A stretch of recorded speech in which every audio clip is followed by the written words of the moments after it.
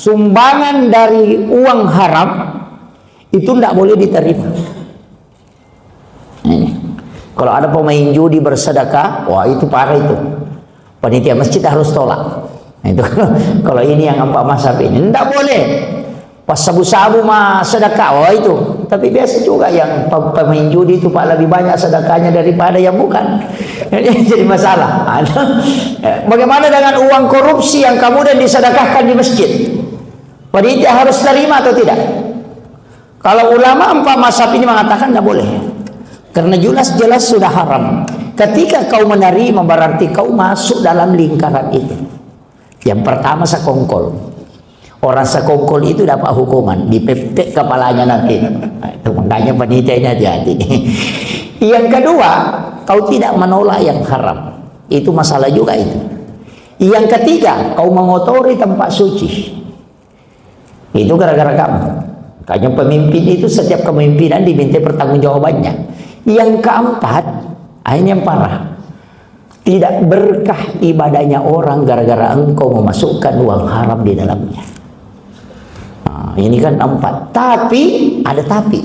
Profesor Dr. Syekh Yusuf Qaradawi dalam fikih kontemporer, dia mengatakan, kalau ada pemain judi bersedekah, terima sedekahnya. Kalau kau tidak terima, kau bisa berdosa. Terbalik, Pak. Tadi kalau diterima berdosa, kalau ini tidak kau terima bisa berdosa. Alasannya kenapa? Kalau pemain judi bersedekah, kau ambil sedekahnya, kau selamatkan dia, karena pasti uangnya tidak dia pakai lagi main judi. Itu kan alasannya. Coba. Jadi kalau uangnya kau tidak ambil, dia pakai main perempuan, dia pakai minum, dia pakai main judi, wah itu parah lagi tuh. Jadi dia berdosa gara-gara kamu. Kalau kau sudah ambil kan dia tidak pakai. Betul kan? Ada mungkin abotora kumualaidina. Nah, makanya ambil. Tapi jangan dicampur dengan uang halal. Pisahkan, bikinkan kotak, baru ditulis sumbangan apa botoi. Kira-kira begitu.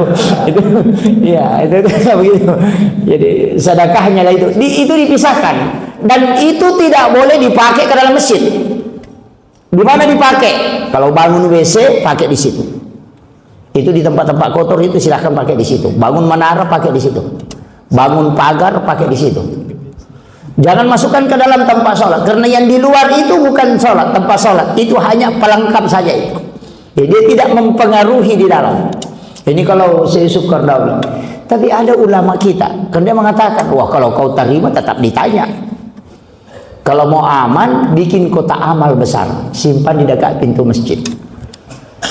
Nah, nanti kalau cukup 1 bulan kasih tahu saja. Kalau mau sedekah di situ saja dikasih masuk, tidak usah kasih panitia.